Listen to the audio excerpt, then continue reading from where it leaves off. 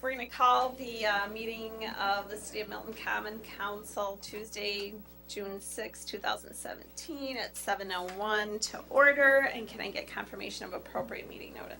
The agenda was posted at Dave's Ace Hardware, Piggly Wiggly, and Milton City Hall. Can I get a motion to approve the agenda? So moved. Second. There's a motion and a second. All those in favor? Aye. All those opposed? Okay, we have an agenda. Item number 3 is public comments regarding items which can be affected by council action. So we have 3 individuals signed up. So Amanda, are you wanting to comment? You can comment on number 11 and 12 that are further down in the agenda? Yes. So do you want to go ahead and go first? Thanks. Good evening. My name is Amanda Steffel. I'm the owner of Timber Hill Winery on Storrs Lake Road.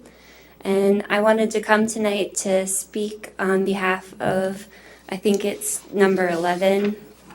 And the reason I want to talk to you about this is as a winery owner, I get a lot of couples that come in, and a lot of times the gentleman especially does not like to drink wine and just will sit there and watch his wife drink. And so I would greatly appreciate being able to have a Class B beer license. And I just expanded my business with a nice patio, and I think that if you were to amend this, that would greatly help my business and the expansion with the patio and everything. And then did you want to speak on anything else, or is that it? Is the item 12 regarding Class A licenses, or? Item 11 and 12 are both in regards to Class Okay. A and B licenses. Okay. But in your specific instance, number 11 would address the issue that you presented to the council. Yes. And I guess just for a little bit more clarification and edification for the council, Amanda currently has a Class B wine license and is interested in expanding her Class B wine license to a Class B wine and beer license.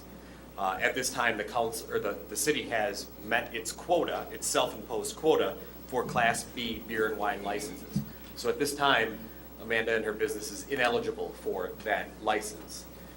As the ordinance is drafted, and we'll talk about this more when we get to number 11, as the ordinance is drafted, it would remove that quota and provide the council with discretion as to whether they would choose to award Amanda or someone in Amanda's similar situation a license. So that's, to put it into context, that's, I think I understand your comments to be that. Yes. Thank you for that clarification.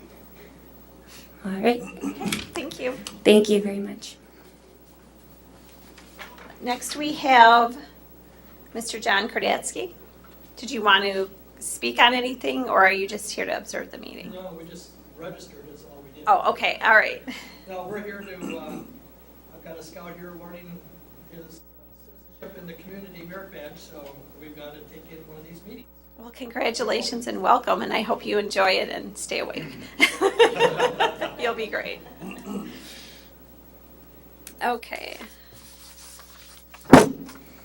And Jordan, you're with him. All right.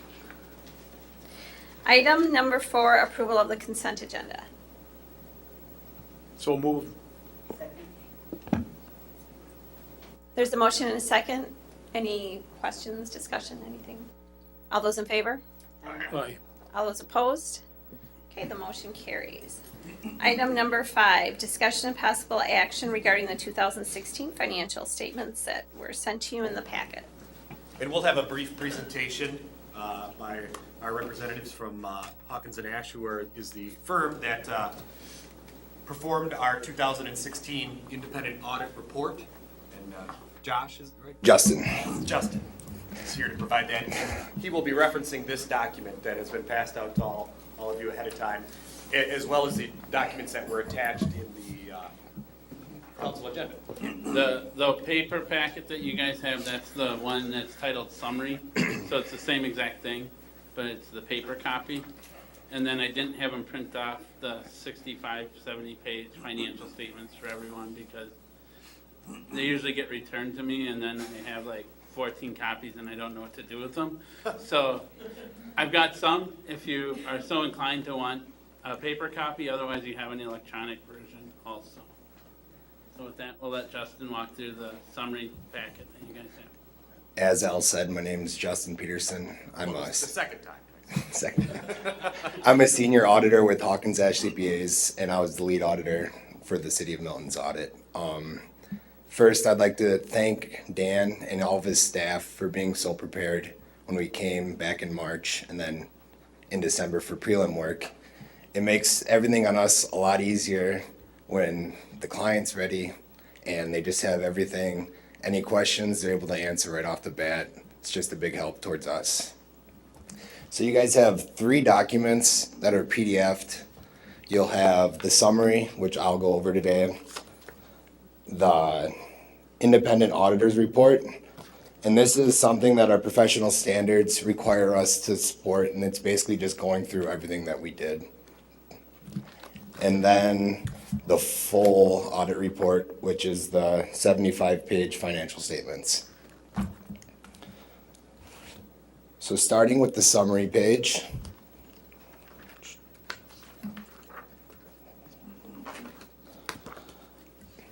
So on page 2 of the booklet you guys have,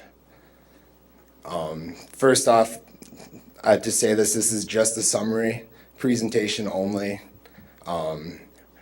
I would suggest you guys refer to the full financial statements if you're going with somebody else to discuss something on this report. Page 3 is a complete balance sheet of all the city funds. And it's a comparative to what your numbers were to last year. So some of the big differences you guys had, second line restricted cash was down like $2.9 million this year. And that's because in 2015, you guys had bond proceeds that hadn't been spent, so it was restricted for 2015. That's the big difference there. And then your capital assets went up $1.5 million, and that had to do with the water projects. And then part of the water projects were the well and the booster projects that weren't completed at year end and are now completed and going right now. Page 4. This shows the equity, comparative other funds, and then the general fund going forward for the past 3 years.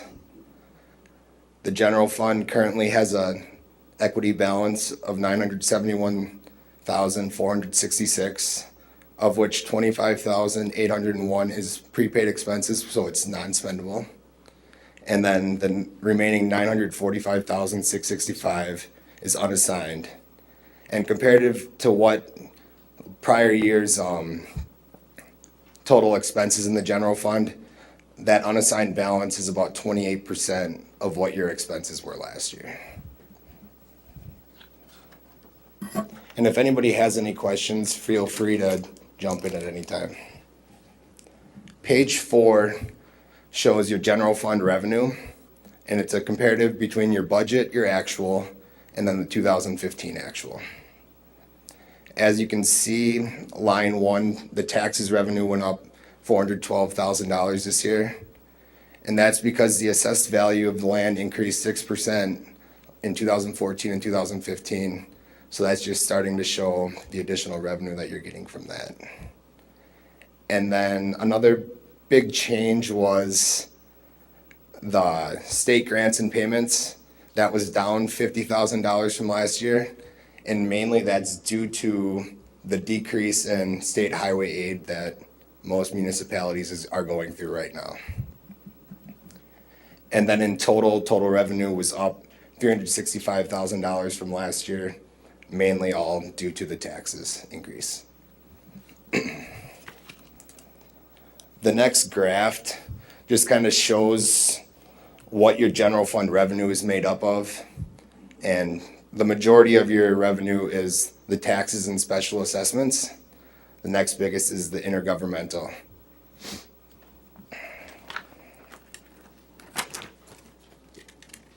Page 5 is the, yes. You do audits for other municipalities as well, your firm, right? Yes, we do. Are these kind of similar look in terms of the graph there, in terms of, I mean, for a city the size of our city?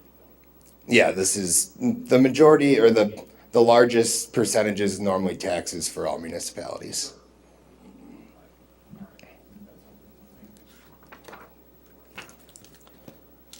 Going forward to page 5, this is the general fund expenditures. Again, comparing budgeted to actual and then to 2015's actual numbers. One of the large changes here under the general government section, the other section, the current year total was 415,288, and last year was 176,359. And a big portion of that is made up of the $207,000 that was part of the OPEB agreement that the city had to push to the side for the police department and other things there. And then if you see below, total expenditures were spent below budget by 260,000, but then in the current year, they spent more than last year by 194,000, mainly because of the OPEB agreement.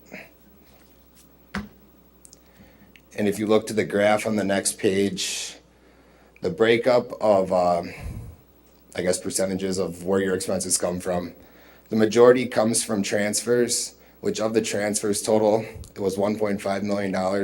890,000 of that is a transfer to pay for debt. So that's why that portion looks so large. And then the other two major programs are public safety, which is the police, and then the fire, and then general government, which is city hall administration, clerk's office.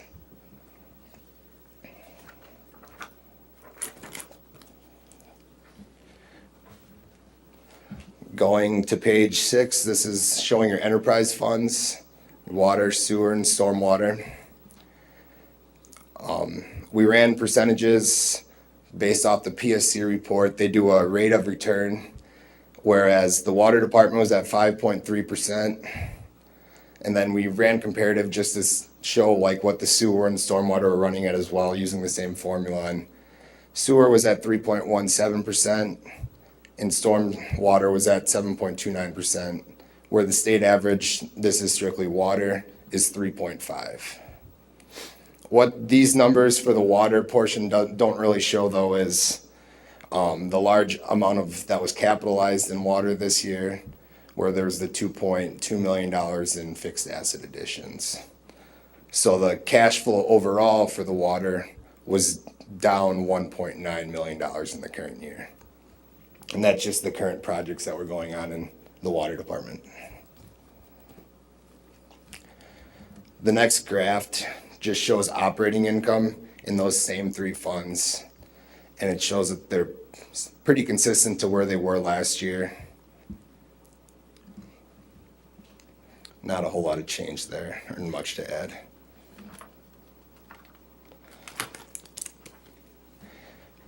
Page 7 just shows the rest of the fund balances for the remaining funds that were kind of grouped in there. A couple things to note here. The one negative fund balance for TIF 9, and that's just because it was the new TIF and it's still awaiting the TIF revenue to come forward. And then a major change, capital projects was down from 900,000 to 235, and that was because of the added expenses with the library project. Going to page 8, this is kind of a recap of our whole audit report. The audit issue, we issued an unmodified or clean opinion. Our opinion states that we found that your statements present fairly in all material respects. And so that's the best you can get, I guess. General capital assets. General capital assets went up $2.8 million. Out of that, 2.3 of that was the library renovation. And then 317,000 were different street projects. As you can see, there's the summary below that of what the general capital assets were. Below shows water, sewer, and stormwater. Their capital assets were up 2.2 million, and the majority of that were the water projects. Long-term debt. General obligation long-term debt decreased in total by $410,000, and the general obligation debt balance is 13.4 million currently, which is below the city debt limit of 17.6 million. And then that debt limit is found by using the 2016 equalized value, and you just take 5% of that, and then that's the amount they were able to take. If it looks a little weird that there were the additions and the retirements. In the current year, there was debt refunded, basically to get a better interest rate on those. Does anybody have any questions on any of these?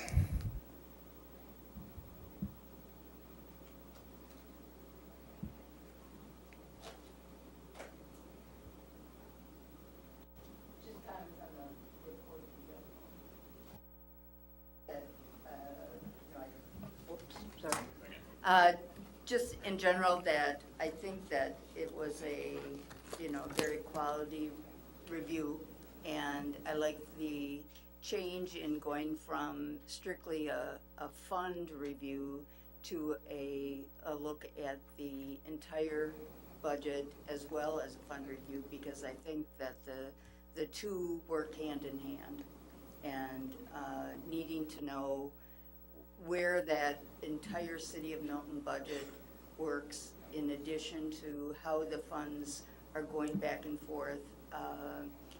You need to know, particularly if, if you're trying to pay off part of the debt balance, and you need, at the end of the year, you need where you're at. Yep. I also want to commend Dan for his work in the accuracy throughout the year. That's a big job, and he had done very well as the decisions in terms of short and long-term effects of the budget. So, excellent job. The one thing you'll note when you look at the fund balance chart, the last 3 years, it's kind of went downward. Some of them were conscious decisions. In 2015, there was a decision to pay for 50% of the fire engine from fund balance of $300,000.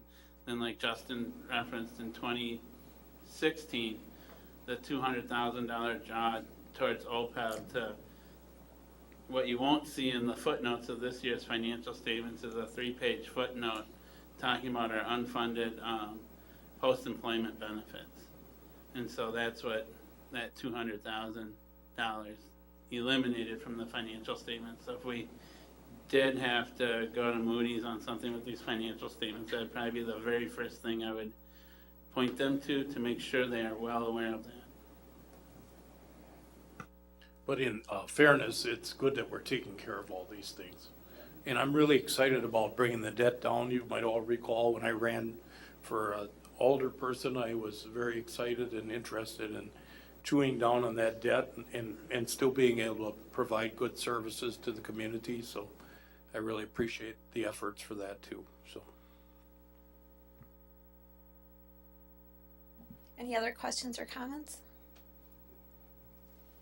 Excellent work, everyone. I would like Thank to, you. I'd like to also thank the rest of the city staff that also helped you out with this stuff. Dan, everybody did a great job. And thank you for making this such a simple document to look at and understand for those of us that are not accountants. Thank you. Thank you.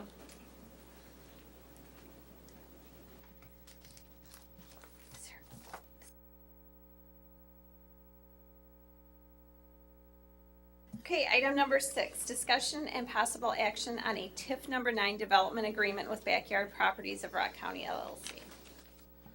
Well, as Justin referenced in the previous presentation, TIF 9 is our newest TIF and is awaiting increment, awaiting revenue. And on the agenda this evening is the first project that will be located in TIF 9. It is a development agreement between the City of Milton and Backyard Properties of Rock County LLC to construct a 59,000 square foot facility in the industrial park. The city of Milton will work with Backyard Properties to incentivize the project to the tune of $450,000 in return for a guaranteed assessed value of $1.77 million in the creation of 30 jobs with job totals going up to 50 over the next 3 years. This is a pretty standard TIF development agreement in which we ask for guaranteed values and provide the incentive requisite with the value that they have created. One of the differences with this project as opposed to other projects is this is a pay-go project, which is becoming more and more vogue in the state of Wisconsin, as well as it should. This is a bit of a hybrid pay-go in that we will be repaying, or we will be paying the TIF incentive over a 5-year period as opposed to a 10-year period. And that was at the request of the developer, but also at the request of myself in order to make the project cash flow properly over a 5-year period. They hope to begin construction in 2017, and there's an item on the agenda later this evening which will help expedite that process because it'll require the city to construct an extension of Putman Parkway, which currently terminates at County Highway M. We'll construct that further to the east, approximately 700 feet in order to access this site. The property owner, Backyard Properties of Rock County LLC, has recently purchased the 54-acre parcel of land that's commonly referred to in the community as the Fredericks Farm. This project will only constitute 10 acres of that, and his plan is to further subdivide that 54 acres for other additional development. And the extension of Putman Parkway would be essential for those projects to take place as well. So the extension of Putman Parkway is an expenditure by the city that will benefit not only this project, but other projects that come forward in the future, not only on the Fredericks Farm, but on the Belardi Farm to the south and to the new city-owned property to the north. Other than that, I guess I can say publicly too that Backyard Properties will be constructing a 59,000 square foot building that will be the new home of a company called Diamond Assets, which is an industrial, which is a tech manufacturing facility. They'll be moving their home and headquarters here to Milton, to that 59,000 square foot facility. And their plan is moving forward, although they haven't, they'll come back to the council when this is more settled, is that they would like to expand that building up to 100,000 square feet at some point in the future. But their first phase would be 59,000 square feet. A lot of information there, and certainly available for questions if you have any in regards to the TIF development agreement. But the developer is in agreements with this this proposal as drafted. We've gone back and forth with Attorney Schrader, our attorney, and the attorney for Backyard Properties, which is Attorney Robinson, right here in Milton. And they're in agreement with this, and once the council approves it, we will sign that agreement and hopefully start constructing Putman Parkway soon, so they can begin construction this fall. They'd hope to be open, their plan is to be open by May of 2018.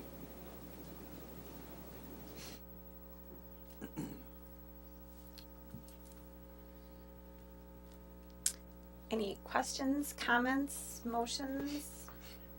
I move to have approval of Chapter 9 development agreement with Backyard Properties of Rock County. Second. And then just to clarify specifically, and that the city administrator is authorized to sign same on behalf of the city? Yes. Okay. There's a motion and a second. There's a lot of information. I know you've read through this already. Do you have any questions, or is there any discussion regarding this before we vote? I do have a couple of questions, and I think I hope that you can help me out with this, Howie. I don't have a page number here, so I will say just above section 78-1038, the item H, when they're referencing all new local electrical, telephone, and similar utility services shall be placed underground unless public or private utility with jurisdiction identifies a satisfactory reason for above-ground siting related to the public safety or practical difficulty.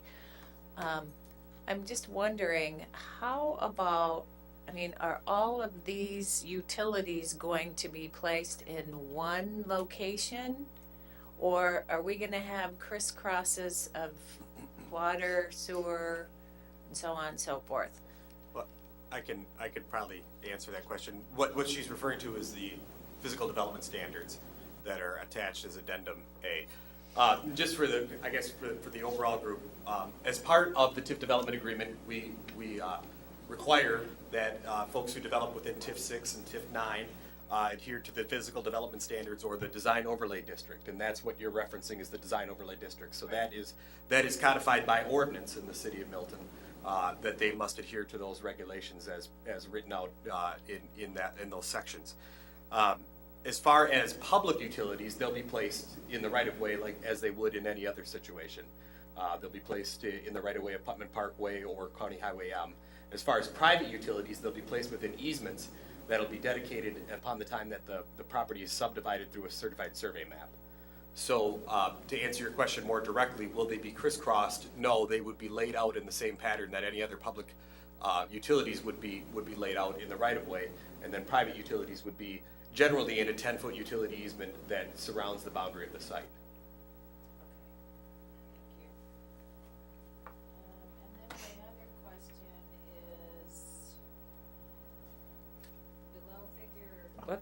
below figure 78-1038, item I, buildings shall conceal or skillfully integrate loading docks, roll-up doors, wall and roof-mounted mechanical equipment.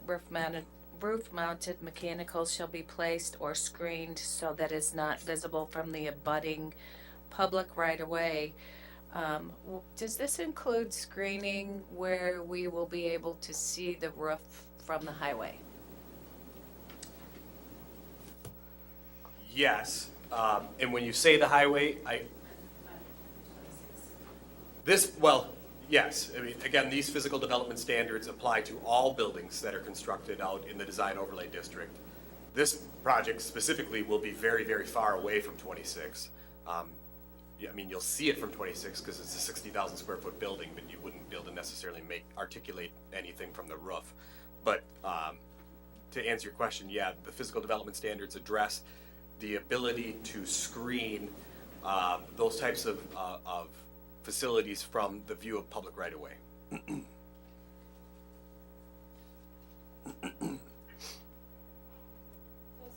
That was the only two questions I had. Thank you. I have a general question. When we, as a city, extend, like we're going to extend the road 700 feet, is that cost recovered somehow, or is that strictly a separate cost? That's what I was a little confused about. If you could clarify that, that would be helpful. It depends on the particulars of the deal. Okay. In this case, the landowner owns the land Right. in which the project will be developed on. So the ability to recapture that cost wouldn't necessarily be through the land sale like it would typically be. So how that is established is the price per acre for land in the city of Milton out in the industrial parks includes any costs that are associated with the extension of infrastructure. So because this developer owns the land, there's no incentive reduction, for lack of a better term, for the purchase of land. So the overall incentive then is reduced based on the amount of cost associated with it. Also in this one, the road, the right-of-way is extended to the site through city-owned land. So, you know, we will be a direct benefactor for the extension of that facility as well. Yeah, as well as all other properties that abut it. So it wouldn't be treated in a similar situation for like a new residential subdivision in which the developer of that residential subdivision would pay for the infrastructure costs and then turn around and then recoup it through the sale of the land. That's how we would typically do it, but because this developer owns the land, the incentive is simply reduced by the amount associated with that infrastructure improvement. And the agreement is stating that, if Right. I read it right. So whatever that. Yeah, there's a guaranteed value, and then the incentive is based on an arithmetic mathematic equation that takes that into account. Thank you, that's helpful. Also, could you just answer whether or not what roads we as a city will be responsible for maintaining? We'll be responsible for maintaining all public right-of-way. Putman Parkway in this situation would be a public right-of-way. Any future street extensions we would have to consider those at the time that we go out for bid for those. But in most situations such as this, the city would be responsible for all public right-of-ways, and that's what we'll likely see out there. I don't anticipate any private roads out in this type of development. It could happen. I don't want to rule it out. You know, I suppose there could be a PUD or something of that nature out there, but it's unlikely in these size of development parcels to have any kind of private roads. But obviously they'll be responsible for their driveway entrances, parking lots, things like that. Does anybody else have any questions or comments? Okay, we have a motion and a second, correct? Yep. All right. All those in favor? All those opposed? The motion carries unanimously.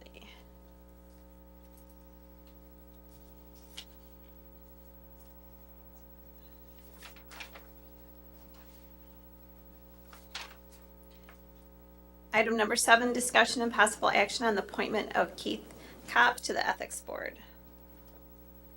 We have a questionnaire that's been submitted by Mr. Kopp, who has expressed an interest in the Ethics Board. We currently have a vacancy on that committee.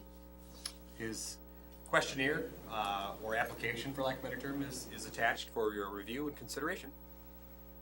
It's considerably lengthy with credentials. I see that.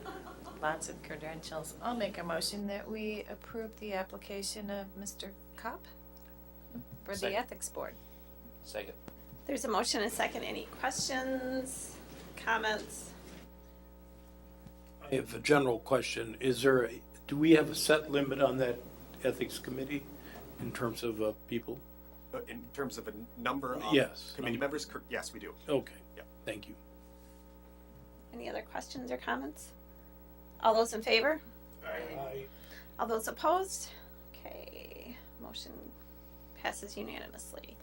Number 8, discussion and possible action regarding work orders pertaining to Putman Parkway Extension, final plan for phosphorus compliance, and wastewater treatment plant operation and needs evaluation. There are 3 work orders attached to the council packet this evening, and our engineer, Mark Langer, is available for questions. Obviously, each one of these projects is very disparate. They're not connected, other than the fact that they all need to be done. And because of the size and scope, the estimated cost, they require council approval. So if you have questions about any one of these specific projects, Mark would be the one who would better answer them than myself. But we'd be looking for approval for all 3 of the items, either through one singular motion or 3 separates. And where are we getting the money from? Well, each one of these projects would come from a different source. Phosphorus would come from the wastewater. The Putman Parkway extension would come from TIF, and the treatment plant would come from wastewater as well, I guess, so there'd be 2 sources. Could I make a recommendation that we take each one separately? Sure. If the council so agrees. I'll make a motion that we approve engineer project number 17057.5.30. And that is the final compliance alternatives plan for phosphorus work order. I will second that, but I have some questions. Okay, Thank you, Mark. My first question is, I know the state has been clear as to phosphorus, the amount of phosphorus that should be coming out of the effluent.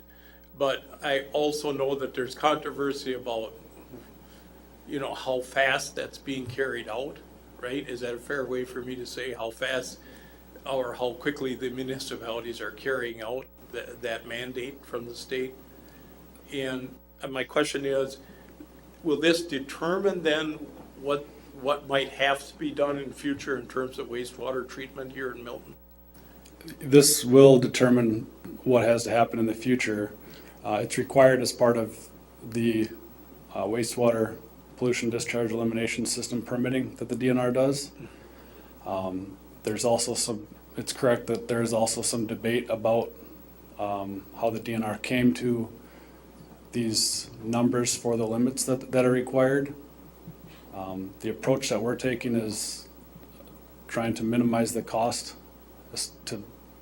by allowing trading between different months of phosphorus, so we wouldn't have to hopefully do any new improvements at the plant. That'd be, if the DNR did not allow that, then we would have to look at possible improvements. So it's fair for me to say that this study could in fact dictate we'd have to do something Yes. in terms of future development of the plant. It will set the limits at what the DNR has set them at. Gotcha. It will basically say that we can or we can't meet it. The preliminary plan was prepared and submitted last August. Right, I remember that. Yep. And this is just the follow-up in the DNR's process to say, we're going ahead with the preliminary plan, we're asking for final approval. Obviously, if a large wastewater user wanted to discharge to the treatment plant facility, it'd have to be case by case to see if the plant could handle the treatment requirements and how that would affect the existing operations. I have one more question. Sure. In terms of some of the development that some of it we're talking about tonight, but potentially some of these major businesses that would come in, is there some projection factor built into that study or not in terms of future development? There is, the phosphorus is basically looking at the design flow of the plant Okay.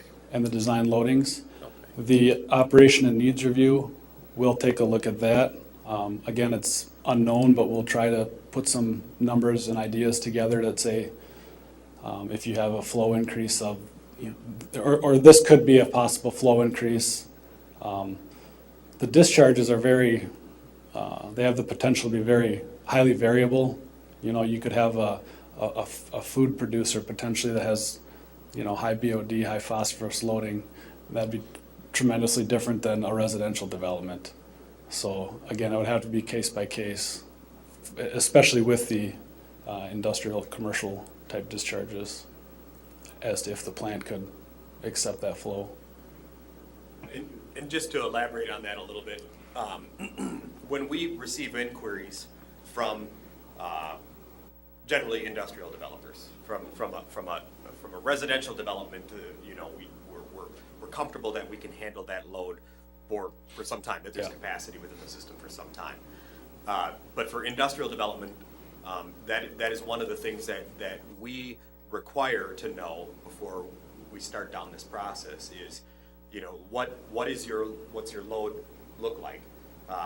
What's your TSS, what's your BODs, and do we have the capacity within the system to handle that? And I can give an example. Literally today, we had an inquiry from a potential development that its demands on the system were not something that we would be able to accommodate without significant increase to our system. So that's part of the decision-making process does the pros outweigh the cons? So as Mark said, it is oftentimes a case-by-case basis. The good news is we have capacity in the system to accommodate many types of developments. But when you run across those food processors, they're the most common in this area that have a high need and a high load. We have to really look at those a lot closer. Thank you, I appreciate it. Yeah, you're welcome. Is there any other further questions or comments? Okay, all those in favor? Aye. All those opposed? Okay, the motion for the The first Move one. that we recommend engineer project Passes. number 170415.40. Wait, do we do 587? Do we do 587? I think one of the difficulties that we're having is they two of them have the same number, I think. They're together. They're close. So is the next one 170587.30? Yeah. Yes. No, Okay. I believe it, that one, but you're right. Yeah, Project number 170587.30. and this is the needs review for the wastewater treatment plant. Second. Okay, there's a motion and a second. Are there any questions or comments regarding this one? Okay, all those in favor? Aye. All those opposed? The motion carries unanimously. Okay, next one is 170415.40 work order Putman Parkway. So moved. Second. There's a motion and a second. Is there any comments or any questions? I just had one, and this probably relates back to our earlier discussion. These costs are also part of the extension. Correct. Okay, Yeah, this $47,000 is for the design and engineering of that street extension and the utility extensions. I wish that was the total cost of the project. I realize. Yeah, I do too. But once that total project cost comes, it'll come back to the council for final approval. Okay. Because we'll go through a bidding process, and we'll talk about that later tonight as to when we're going to schedule our meetings in July. But that's when we'll see those items next, most likely. Okay, thank you. And I also have a question. I'm sorry, I don't recall when we are doing the roads in the industrial park, are these the roads that accommodate trucks? Yeah, they're built to All of them? they're built to a higher standard. The asphalt is a little thicker than the residential streets, Okay, and It's a wider right of way. yeah, wider right away. Good point. okay, that's what I wanted to know. Thank you. Anybody else? All those in favor? All those opposed? Okay, the motion carries. Item number 9, discussion and possible action regarding the CMAR report and resolution 2017-14, compliance maintenance annual report. Annually, we have a compliance maintenance annual report that is required by the Wisconsin Department of Natural Resources. That report was conducted, and the city received a grade of an A, which is the highest we can get, on our treatment facility. And as part of that process, we need to approve the resolution 2017-14, and also the CMAR report is attached. And you'll see as part of the resolution that they are not requiring any additional action. I'll make a motion that we approve the CMAR report, resolution number 2017-14. I'll second that. There's a motion and a second. Are there any questions or comments? All those, Do you want to commend the report? I think that that's a wonderful reflection.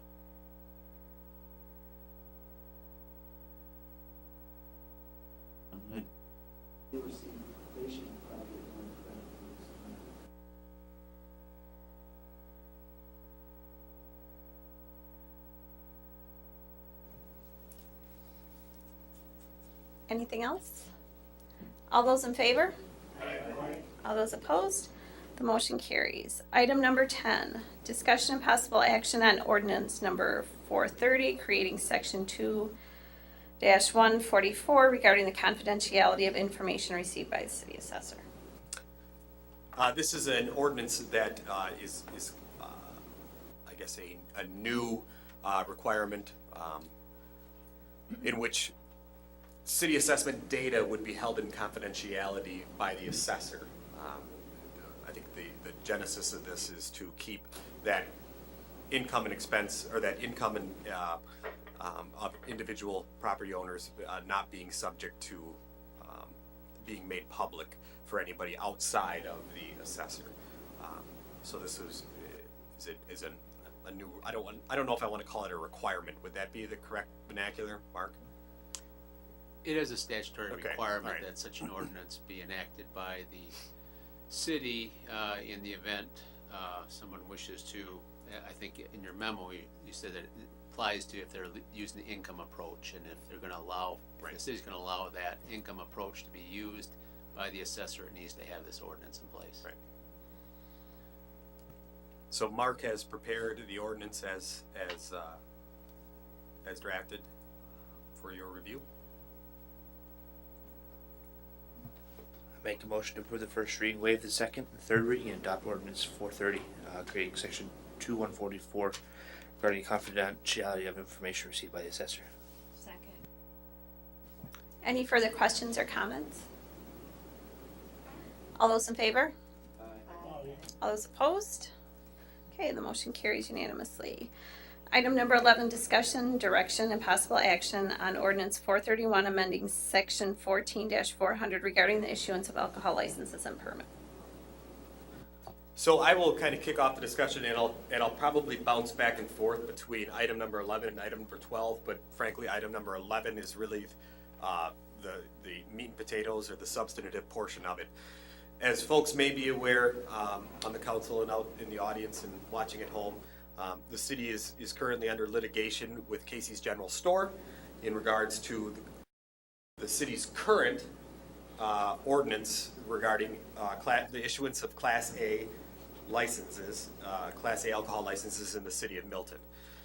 As part of the discussions that have transpired over the last several months, both in regards to that litigation and outside that litigation, the council directed staff and the attorney to prepare a draft resolution that would address some of the issues presented in that litigation, as well as provide a greater level of clarity to the system that is in place for the city of Milton to issue Class A licenses, and in some cases Class B licenses, as we previously heard from one of the presenters.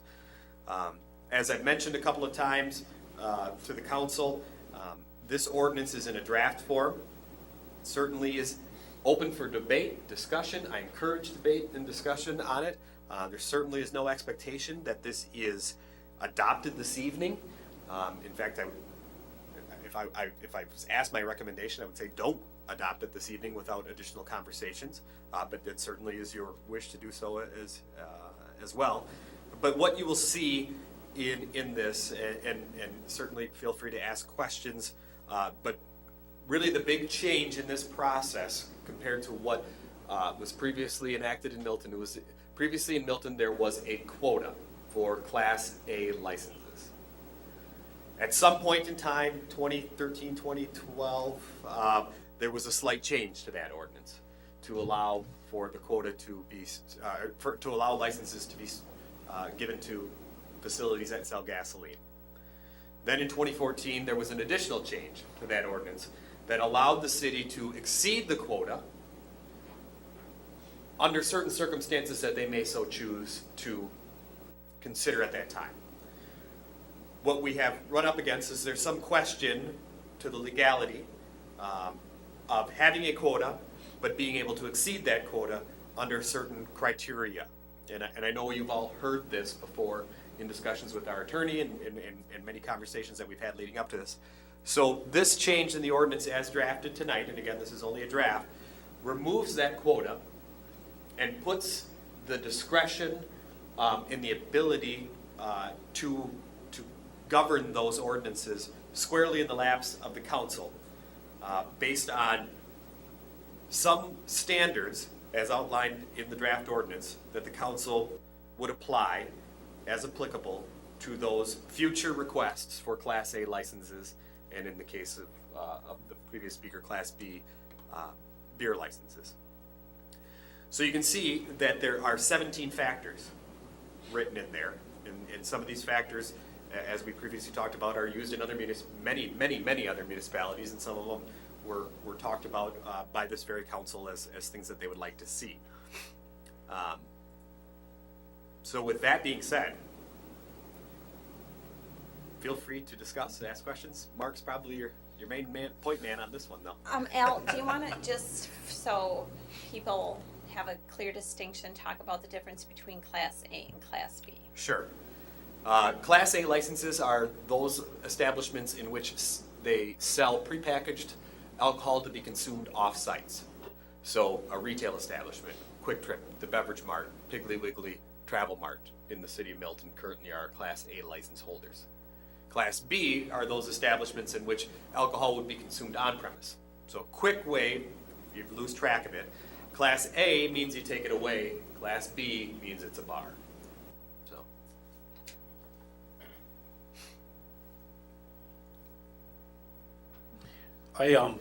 I just feel like it captured a lot of what we discussed in the points, you know, the evaluation points, if you will, of a license. And I like the idea that it's not restrictive in terms of the number. It's more focused on what's best for the community and what fits the needs of the community as defined by the ordinance. So that's my comment.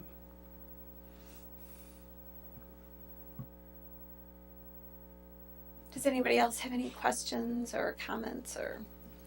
Other relevant factors, doesn't that leave us open to anybody saying, well, now you have to prove if it's relevant or not?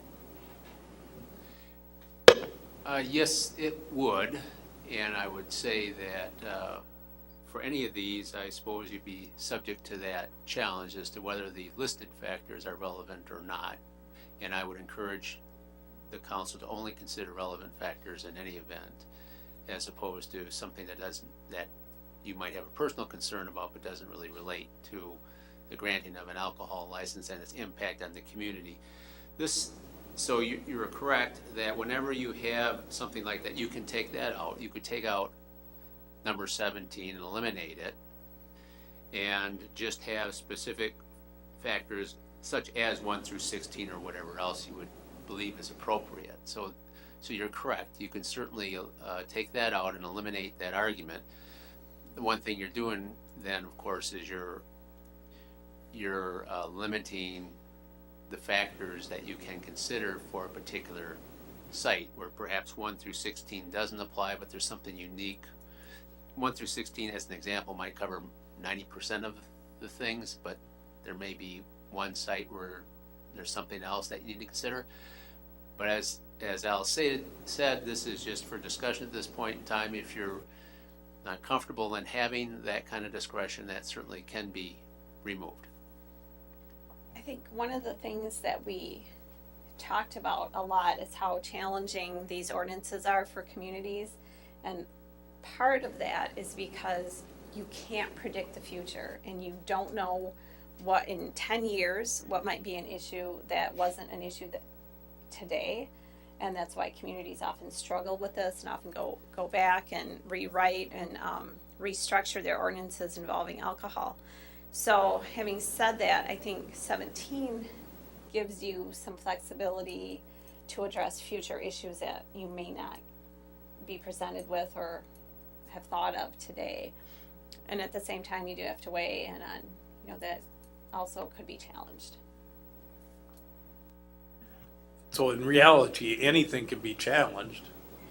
Mark, in terms of any of these points could be challenged by an individual. Let's say I came before the council and wanted a license, and I didn't agree with number 12, or I didn't agree with number 10. I could mount a argument, and therefore you probably can never defend yourself perfectly. Is that right? In the sense of decisions that the council might make about granting a license. Yes, anybody could challenge whether or not there was evidence to support a finding that there was, for instance,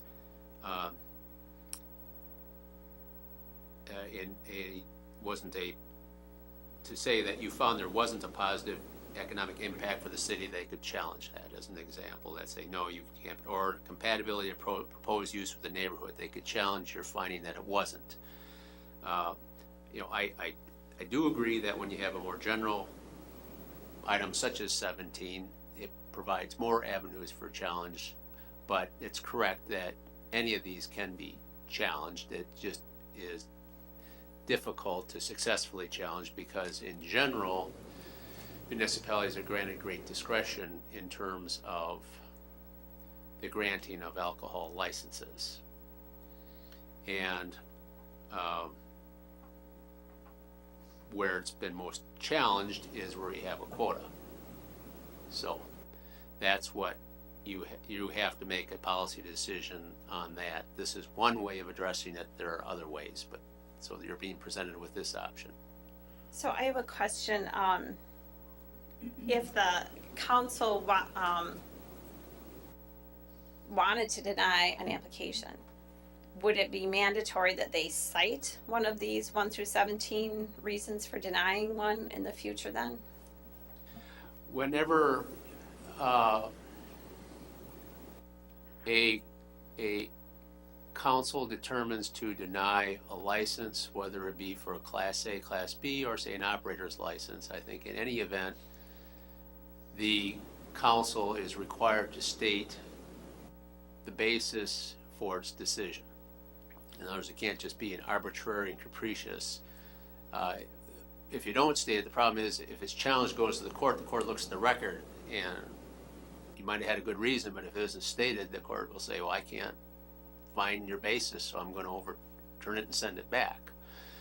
So yes, I think what this does, it's not unusual, say for instance with a variance under the zoning ordinance, you have similar issues. You have criteria that are supposed to be met in order to grant it. So this is similar to that. One wouldn't necessarily have to say, well, I find 1 is met, 2 is met, 3 is met. You could, as an example, say we believe that in reviewing the factors set forth in 1 through 16, factors 1 through 16, that based on those factors, it's appropriate to issue a license. Or if we find that it's not, then I think it's useful to cite to something specific and say more specifically why it isn't met. So yes, you're correct that you do need to keep that in mind, and it doesn't excuse the council from exercising its discretion by stating what the basis is. You're correct.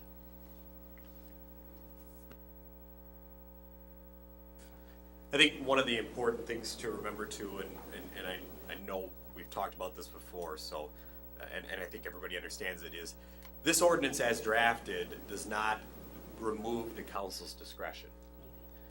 If at any time an alcohol license comes forward in the future, the council could deny that license based on one of these factors or other relevant factors. So simply removing the quota does not become a free-for-all for all licenses to then come to the city and just be approved. What it does is it actually gives greater discretion in some ways to the council to review those applications as they come in on a case-by-case basis. So I just want folks to understand that at the time that an ordinance revision is approved, whether it's this ordinance or a similar ordinance, doesn't necessarily mean that all of a sudden the council has no discretion. This council or future councils, they have the same amount of discretion as they would previously have, and in fact, in some ways, this may put them on stronger footing. That was my impression. This had a little more teeth, if I can use that term, in terms of ability to say no or to say yes. So that's helpful comment.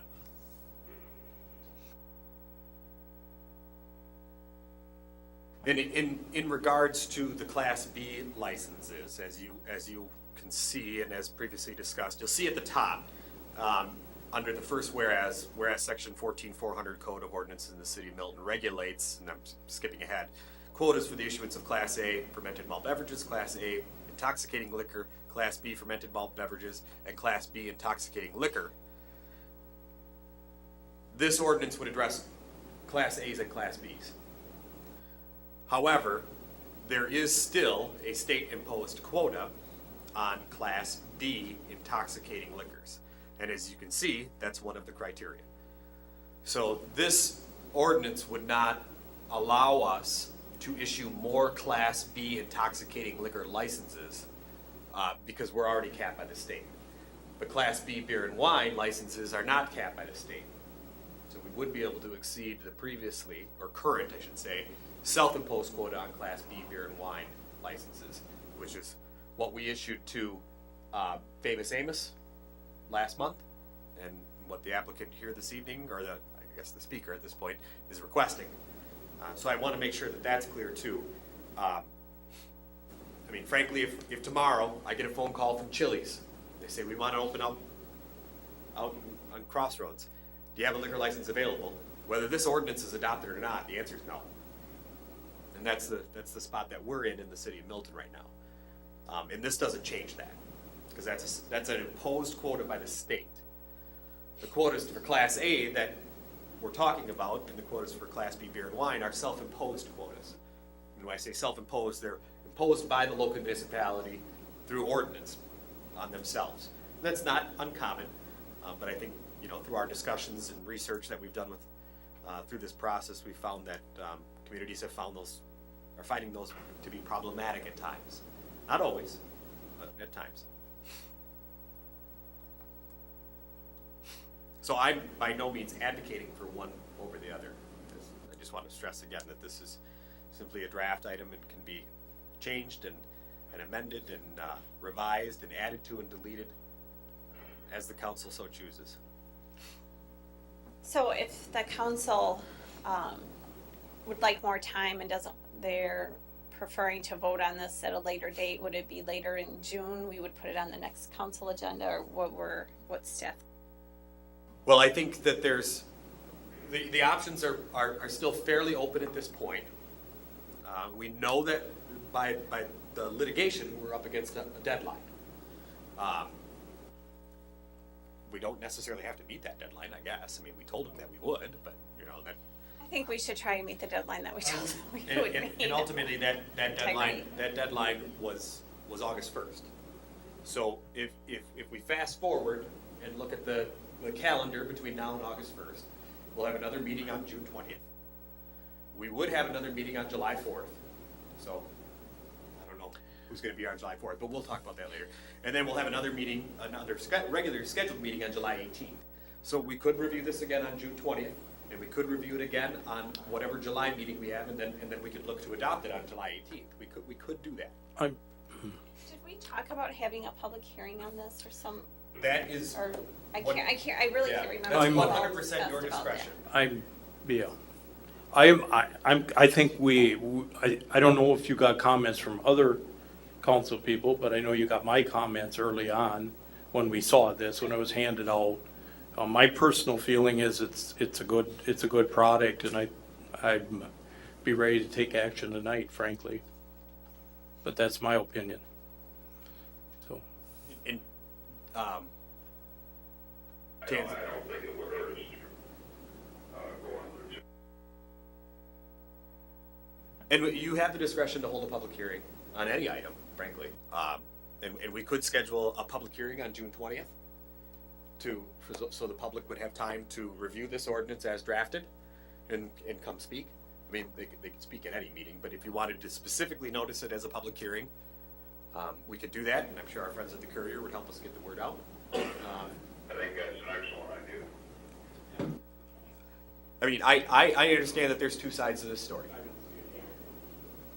I was actually thinking that because of the process that we use, we could just even do the first reading tonight to approve it. I actually like the way that this is worded. It's covers proximity of other establishments, the use in the neighborhoods, properties in the immediate area.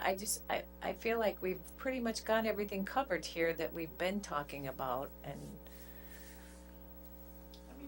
that certainly is an option, is just to approve the first reading, and then you would have it on your next agenda, and then kind of de facto have more time for public comment on it. And at that time, the second reading, and then have it on a meeting after that as well to approve the third and adopt. There's nothing that prevents them from doing so. And the ordinance can be amended through that process. Just because you have the first reading tonight doesn't mean that now it's stuck and you can't change it.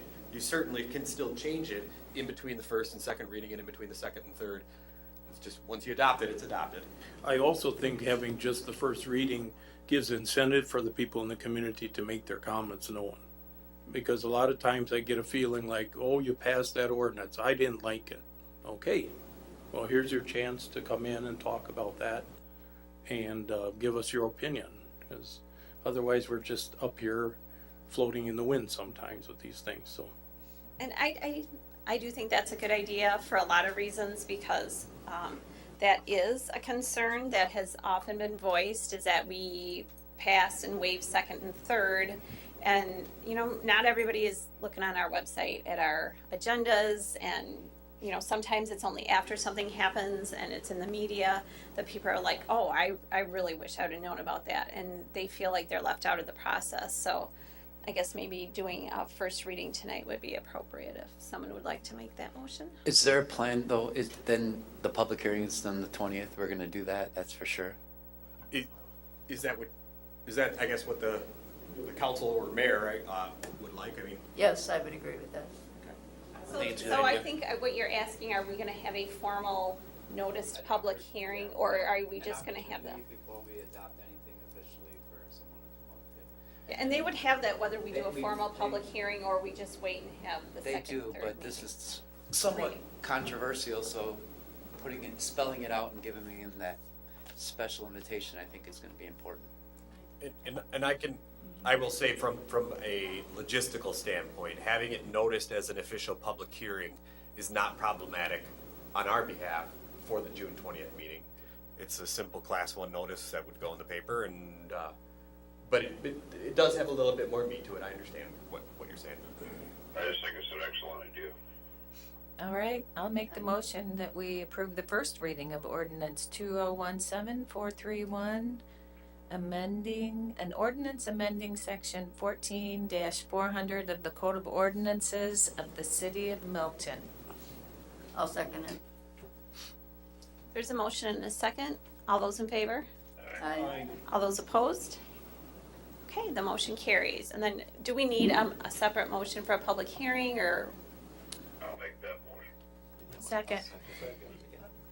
Okay, there's motions and seconds all over the place. All those in favor for a public hearing on June 20th? All those opposed? Okay, the motion carries. And moving on to item number 12, discussion, direction, and possible action on ordinance number 432, creating section 14-392D regarding the sale and serving of alcohol in the city. So this is a separate ordinance, one that doesn't affect the quotas or anything of that nature that we were previously talking about, but it is an item that Attorney Schrader thought that the council would be interested in potentially considering as well as part of this process. And frankly, what it addresses is those folks who are out there doing the serving, and requiring by policy a little bit more substantive and tangible information regarding those folks who are out there serving alcohol at both Class A and Class B establishments. So it does fit with the previous discussion to a certain degree in that it creates a greater level of accountability for those folks. But it is a separate ordinance, and one that is mutually exclusive to a certain degree. One could be adopted and the other could not if the council so chooses, but it was something that we brought forth for consideration as well. We could keep it on the exact same path as the one that we just previously discussed. Choice. I really like it, and my question was, can we make sure if we do adopt this, that we share that with the operators and their servers? Well, we would require this policy to be Trained or? to be, I guess, proven Thank you. at the time that alcohol licenses are either issued or renewed. So they would have some kind of training or something to make sure these things are. They would have to identify the fact that training did exist. Yeah. So they would essentially submit their policy when they apply for the license, like a I think policy in writing? that's what we would encourage, because it'd probably be the easiest thing from their perspective and our perspective. And then there's the thing about if I remember correctly, if you're 18, you can serve alcohol, but that's not really, so that's a state statute. Correct. So I'm wondering if we want to, like in the other one, we specifically mentioned Wisconsin state statutes. I don't know if that's needed in this at all, but it doesn't really. We can add anything relevant to this. If you want to approve the first reading, but direct that something be added for the second reading, then that can be done. Do we want a public hearing on this too? I think that it would be beneficial to put this through the same process so that it could be part of that discussion and bring awareness to those expectations. Do you deal with each one separately, but at the same hearing, perhaps? Yes. I agree with that too. And I also like the idea of having that state statute on here, on this also, just because sometimes you have people that believe that we just make up things, that we're not actually following the state regulations, and I just feel like, I just feel better putting that in there. Just a reference. The other thing I like is this gives the operator, the on record, the agent on record, if you will, a little more support when they talk to their employees about things. Well, this is what the boss would like. Well, this is more than that. This is what the city of Milton is looking for too. And we get our license from the city of Milton. And so it helps to reinforce that, I think, with people, especially the issue of serving people who are intoxicated or saying no to people who you really shouldn't serve anymore to. Those kind of things. So that's important. That's a plus, I think. Okay, I'll make the motion to approve the first reading of ordinance 2017-432, an ordinance creating section 14-392D of the Code of Ordinance of the City of Milton. Second. There's a motion and a second. All those in favor? All those opposed? The motion carries, and then is there a motion to have a public hearing on this at the June 20th meeting? So moved. There's a motion and a second. All those in favor? Aye. All those opposed? Okay, the motion carries. Item number 13, general items.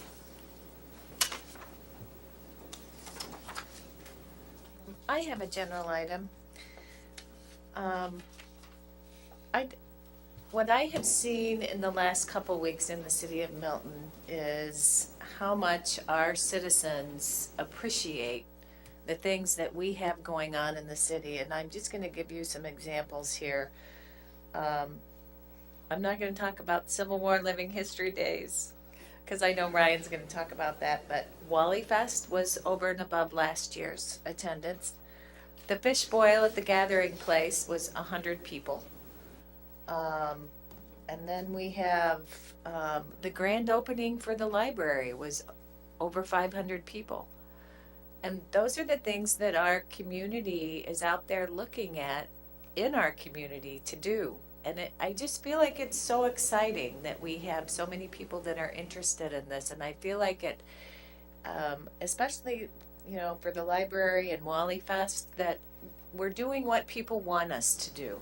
And I just hope that we continue to do that in ways. And you can never thank volunteers enough, whether it's at an event like Civil War Living History Days or Wally Fest or the Fish Boil, or even the volunteers in our schools, the PTA people and the parents in the classroom. I mean, we have got a community full of loving people, and you just could never say that enough. And I just want to thank everybody.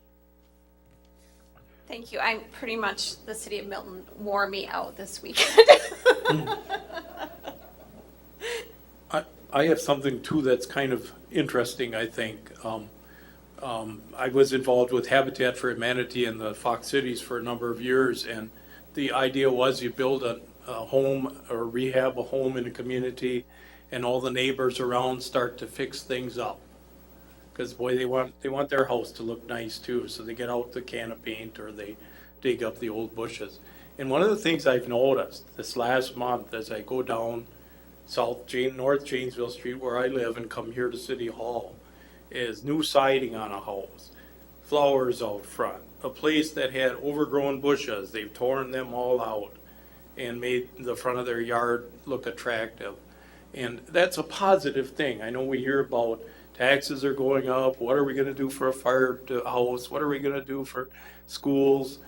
And yet I see people, having the incentive and being inspired to make their place just a little nicer for their neighbors to look at and to view. And so I think that's wonderful. And that you can't mandate those kind of things. It has to happen on people's initiatives. So that's pretty exciting. So when you see a neighbor doing something neat in their yard or unique, I think it behooves all of us to say, that really looks nice. Because I try to make that point when I go by. Oh, I see you're painting. Oh, I see you put new siding on, That increases everyone's value and worth. So anyway, food for thought. And I wanted to mention the Civil War event we had a couple weekends ago. I want to mention that we had 2,000 kids for the school day, which is about a 25% increase from the year previously to that. And that's minus the 300 additional kids that were expected but didn't show up because of the rain.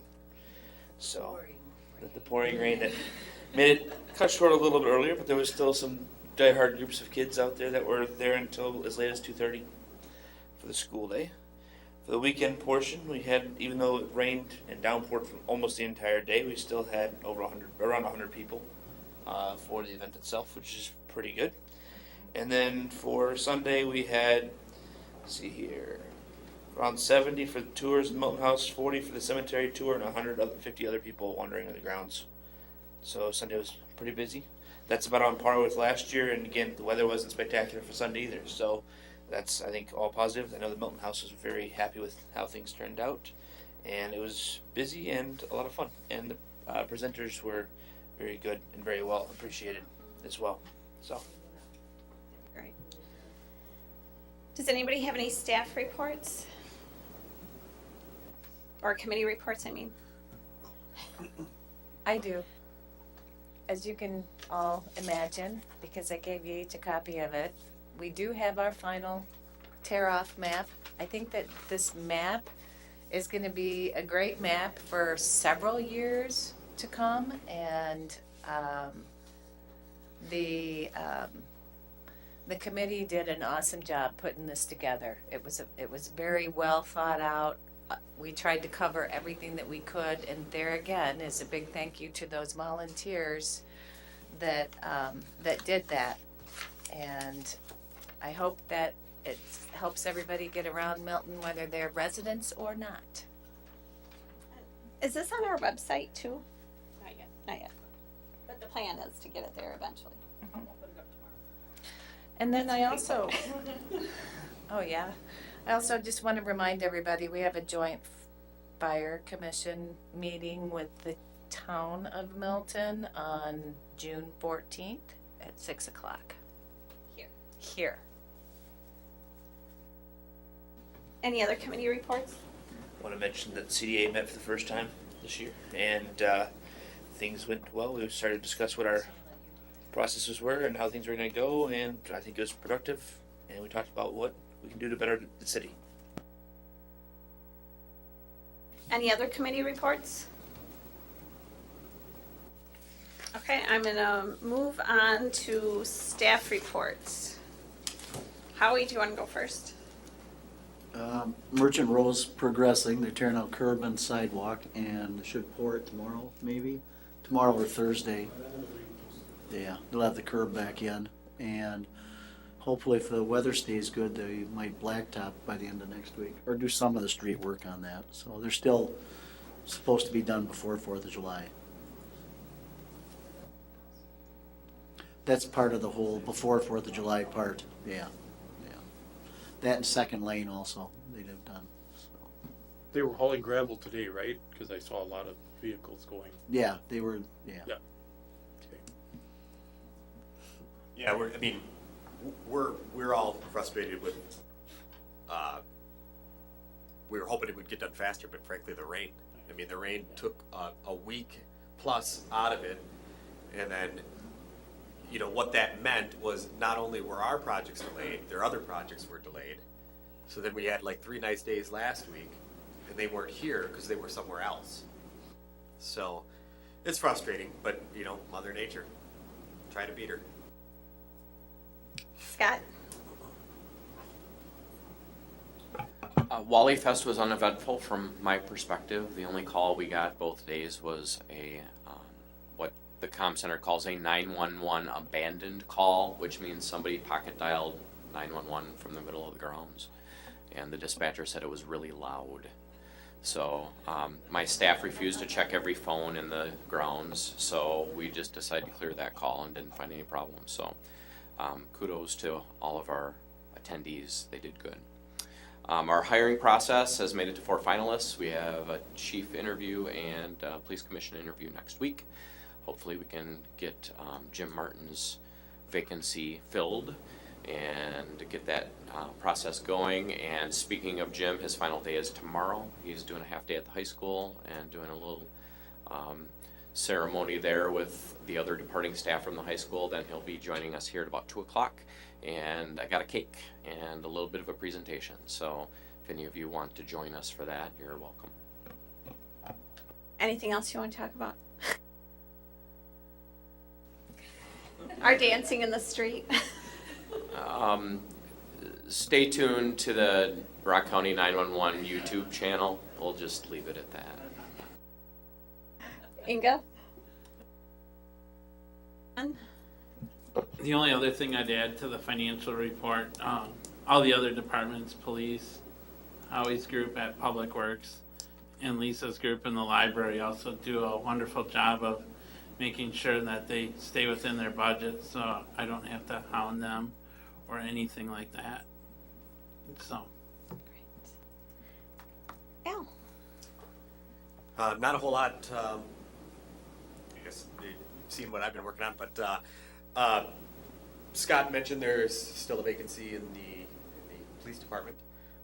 There is also a vacancy in Public Works that we're going to start advertising for shortly. And then the vacancy in City Hall, hopefully we hope to rectify in a few minutes. Could I speak for the library, for Lisa? I know that the library staff has been very excited about the grand opening, and they did an incredible job. There is a list in the library of all of the summer activities going on, and so I would just encourage anyone to please go and pick up a list of all the things that you can do. And we do have our bike mobile, our book bike mobile at the library now, and we're working on a little bit of touch-ups on that, and then you'll be seeing it out in the street. Yeah. And then we also, it's on the library's website too. So if you don't want to stop in there, you can go to their website and it lists all of their activities. And there's a lot. I could not believe it when I checked with Lisa and she sent me an email. So there should not be any bored kids in Milton because there's just a ton of stuff. Or adults, right. Yeah. And I just want to say it was really a fun weekend this weekend with Wally Fest and the library opening, and it was hot weather, so there's lots of people at the splash pad.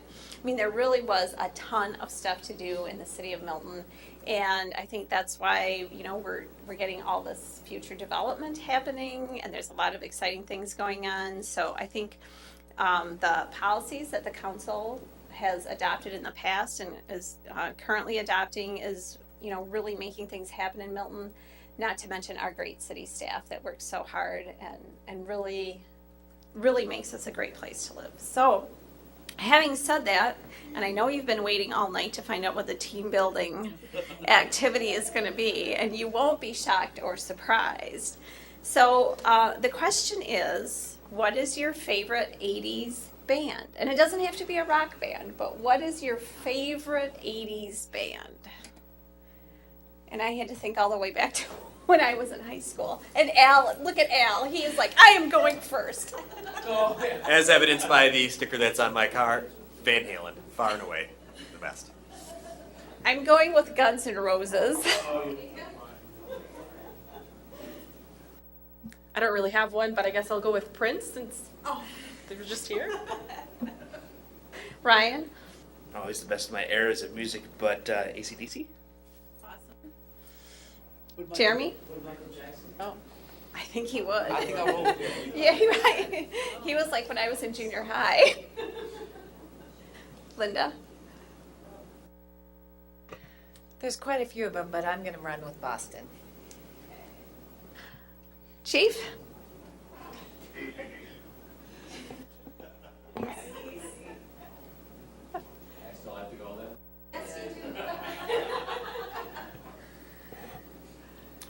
I think I'm Michael Jackson too. I'm sorry there's a repeat, but That's okay. It's all right if you have individual tastes that are similar to somebody else. Howie, come on. We know you're a rockin' guy. Kiss. Did not see that coming. Gosh, you're not hiding that. So we need Kiss at next year's Wally Festival. See, this is what we're doing here. Mark? Boy, it'd be hard to top that, but I'd say the boss. That book right now. Dan? Genesis in Chicago. Dave? AC/DC? Larry. It's okay.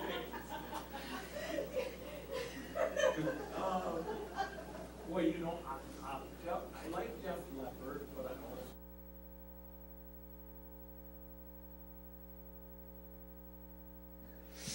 Teresa? Oh. They were together in the 80s.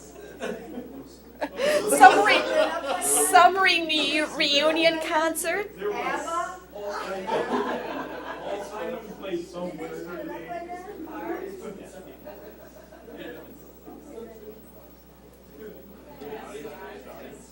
Does the audience want, hey, I think people in uniform in the audience have to participate. Come on, what do you got for We us? don't have Lawrence Welk anymore, so.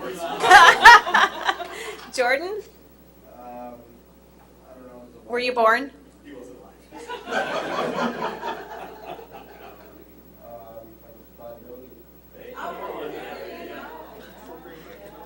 Does the courier want to chime in? All right.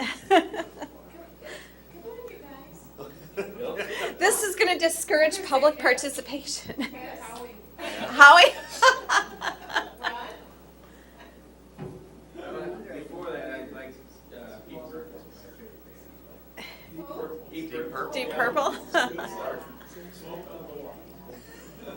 Our engineering? Van Halen. Now, has everybody seen all the bands that have been named? I think I've seen all of them. Kind of hard to see Boston.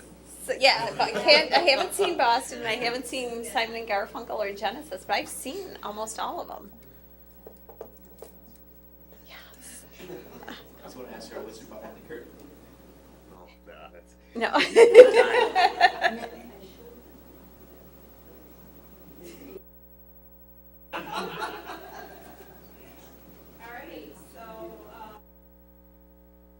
Council President, number 14. Consideration of a motion to convene into closed session pursuant to Wisconsin statute section 19.85, parent 1, parent C, considering employment, promotion, compensation, or performance evaluation data of any public employee over which the governmental body has jurisdiction or exercise responsibility, re the vacant city clerk position. Second. Second. Second.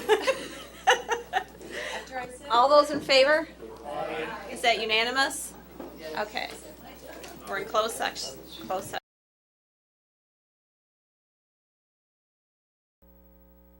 We're now in open session. And do I have a motion to take action on the appointment of a city clerk? I'll make a motion that we approve Leanne Schrader as the city clerk of Milton. Second. Teresa, you can have that one. There's a motion and a second. Is there any further comment or discussion? All those in favor? Aye. All those opposed? Okay, the motion carries and Leanne is our new city clerk. Item number 16, next meeting Wednesday, June 14th, 2007. Yeah. Yes. Yep. June 14th, 2017 at 6 p.m. And then let's talk about July. So right now, if we were to follow the regular schedule, the next meeting after June 20th would be July 4th. Obviously, that's probably not ideal for everybody. Becky would be here in attendance, and that would probably be it. So does the council have a preference as to when that next meeting would be, whether it be July 5th, or we move it a week and say July 11th, or we wait to see if there's agenda items and before we schedule it, or? I would like to suggest July 5th, but I don't know what other people's schedules are, so. I like July 5th. As long as we have enough on the agenda. Right. July 5th, I'm showing that Al's out and Dan's out. Oh, And okay. Teresa's out. And I'm out. Well, that's fine. Well, Jeremy's out. then that won't work. Then I withdraw my suggestion. Sorry. No, it's all right. So Could just do the 11th, if we have enough stuff that doesn't, that would need to be addressed prior to July 18th. If that makes any sense. That would give us one more chance to look into like the alcohol license and stuff. If it wasn't for the alcohol fermented malt beverage license discussion, I would say that, we're probably a pretty safe bet just canceling that meeting, but because of that item, it may warrant additional discussion. I think so. and Teresa will do by phone. July 11th then? So we'll put that on the July calendar, and obviously if. Do you still want to have it at 7, or do you want to have it earlier? Just keep it at 7. You know that I cannot handle change like that. You know I can't, as evidenced by today. I- I think, the reason I'm saying that is because the reason we're having a meeting Oh, is for- because of controversial issues, Yeah. and then to change it, You're right. you know. Mhm. Were you here at 5 today? We need to. I don't know. Oh, did you come at 5 today? No, I know, because at 4:10, Linda was texting me saying, oh, the meeting only lasted 10 minutes. And I was like, well, that's good, because I was at the detention center. There you go. Yeah. Yeah. I did. Okay. Okay. July 11th it is. And the next one will be at the same date. 18th, yep. So we'll meet on June 14th, Yeah. we'll meet on June 20th, we'll meet on July 11th, and we'll meet on July 18th. And we'll see everybody at the 4th of July And parade, then too. we'll take the rest of the year off until budget, which will start on August 1st. There you go. Oh, gosh. Okay, motion to adjourn. So, second. All those in favor? All right, it's unanimous. We're adjourned. Thank you, everybody. Good meeting.